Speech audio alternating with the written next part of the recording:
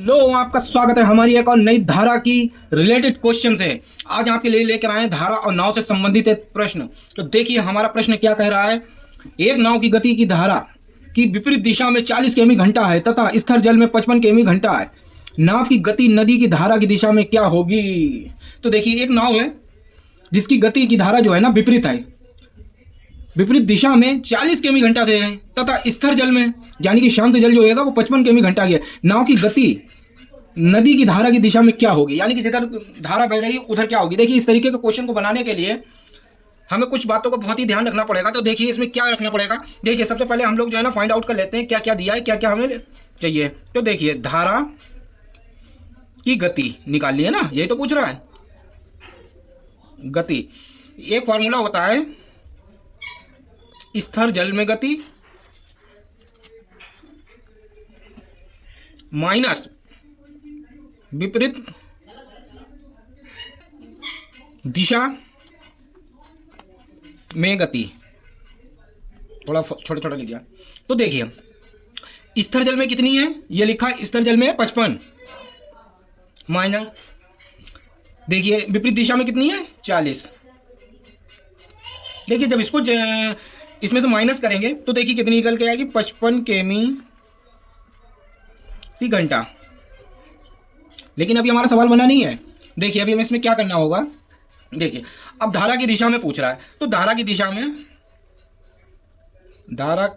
दिशा निकालनी है हमें। स्थिर जल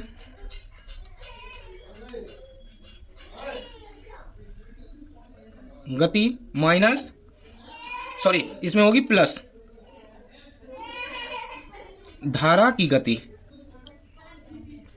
भाई देखिए कोई नाव है, एक उसकी अपनी होगी गति, ठीक है, एक उसकी जो है ना वो गति होगी जो नदी की है, दोनों होंगी ना।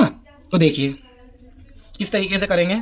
देखिए जो हमारी थी देखिए ऊपर क्वेश्चन में पढ़ते हैं स्थिर जल की गति कितनी है 55, ठीक है, स्थिर जल की गति 55 है प्लस जो हमारी धारा की गति निकल के आई है ये यहाँ हमने पहले ही निकाली थी, तो कितनी है 15, ठीक है 15 हो गई। अब इन दोनों को हम लोग जोड़ लेते हैं या बराबर कर लेते हैं। तो देखिए कितनी आ गई 70 किमी प्रति घंटा। और अब ये इसका राइट आंसर होगा। धारा की दिशा में निकाली, उससे पहले हमने धारा की गति निकाली कि धारा कितनी स्पीड से बह रही है। तो धारा जो हमारी 15 किमी की स्पीड से बह रही थी, ठीक है, उसके बाद हमें धारा की दिशा में निकालनी थी कि नाव की स्पीड प्लस जल की स्पीड दोनों को ही मिला के जोड़ दिया है। तो दोनों हमारी जो निकल के आई वो 70 किमी प्रति घंटा निकल के आई है। तो चलिए एक और रेलगाड़ी से वाला क्वेश्चन देखते हैं। तो देखिए एक क्वेश्चन हमारा निकल कर आया है। यदि 72 किमी घंटा की चाल से जाती हुई एक रेलगाड़ी किसी खंबे को 2 सेकंड में तथा किसी प्लेटफॉर्म को 7 सेकंड में पार करती है तो प्लेटफॉर्म की लंबाई ज्ञात कीजिए। तो देखिए एक रेलगाड़ी है, वो उसको खंबे को 2 सेकंड में तथा प्लेटफॉर्म को 7 सेकंड में पार करती है। तो हमें प्लेटफॉर्म की लंबाई बतानी है। तो देखिए क्या करते हैं, रेलगाड़ी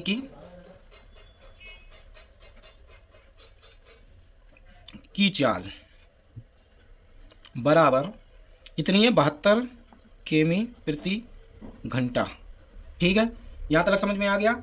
अब देखिए अब इसे 72 को हम लोग जो है ना मीटर प्रति सेकंड में, केमी प्रति सेकंड से मीटर प्रति सेकंड में बदलना है। तो देखिए आपको मैं बता चुका हूँ कि मीटर प्रति सेकंड में बदलने के लिए 5/18 से गुणा करते हैं। 18 कम 18, 18 3 14, 18 चौक 72, 5 चौक 20, इसे लिखेंगे 20 मीटर प्रति सेकंड, यानी कि 1 सेकंड में 20 मीटर चल रही है। यहाँ तक समझ में आ गया। अब देखिए रेलगाड़ी की लंबाई निकालेंगे सबसे पहले। तो लिखेंगे रेलगाड़ी की लंबाई बराबर चाल गुणा समय। तो देखिए चाल हमारे पास कितनी है 20 मीटर,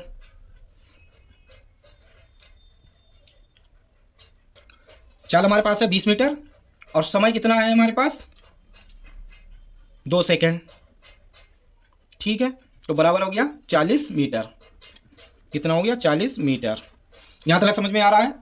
उसके बाद देखिए प्लेटफॉर्म को पार करने में लगा समय, ठीक है, प्लेटफॉर्म देखिए अब इसको लिखेंगे हम लोग समय बराबर रेलगाड़ी की लंबाई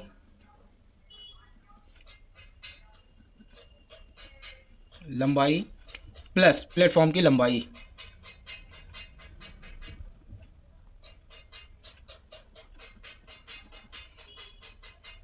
ठीक है, प्लेटफॉर्म की लंबाई बटे रेलगाड़ी की चाल, रेलगाड़ी की चाल, रेलगाड़ी की चाल। ठीक, यहाँ तक समझ में आ गया, ये हमारा क्वेश्चन बन गया है। अब इस क्वेश्चन को सॉल्व करने के लिए देखिए, सबसे पहले हम जो है ना प्लेटफॉर्म की लंबाई को x मान लेंगे। समय बराबर हमारा कितना दे रहा है, प्लेटफॉर्म को पार करने में समय लग रहा है 7 सेकंड, तो 7 यहाँ पे लिखते हैं। उसके बाद रेलगाड़ी की लंबाई कितनी हमारी निकल के आई थी, 40 मीटर। ठीक है, तो यहाँ पे लिखेंगे 40 और प्लेटफॉर्म की लंबाई को हम मान लेते हैं x। रेलगाड़ी की चाल कितनी थी, 20 मीटर प्रति सेकेंड। देखिए अब क्वेश्चन में कुछ बचा है, मुझे तो नहीं लगता कुछ बचा होगा क्वेश्चन में। क्वेश्चन में अब कुछ भी नहीं बचा है, सिर्फ और सिर्फ इसकी कैलकुलेशन करना है और हमारा रिजल्ट हमारे हाथ में। तो देखिए क्या करते हैं, 7 दूनी 14, ठीक, उसके बाद बराबर में 40 plus x, 40 plus x, equation बन गई। ठीक है, ये बराबर में आएगा, सॉरी, ठीक है, इक्वेशन बन गई है। अब देखिए क्या करना है, एक्स को इधर लाए हम, ठीक, और 140 जिधर प्लस का था उधर जाके माइनस में हो जाएगा, तो प्लस 40, वो सॉरी माइनस 40, और जब x की वैल्यू हम निकालेंगे तो निकल के आएगी 100 मीटर। और ये 100 मीटर क्या है, हमारी प्लेटफॉर्म की लंबाई, यानी कि जो प्लेटफॉर्म की लंबाई है वो हमारी निकल के आई है 100 मीटर की। आपको हमारी वीडियो कैसी लगी मुझे कमेंट करके जरूर बताएं, हमारी वीडियो को शेयर करना मत भूलें। तो जय हिंद, नमस्कार, आपकी बार रेलवे पार।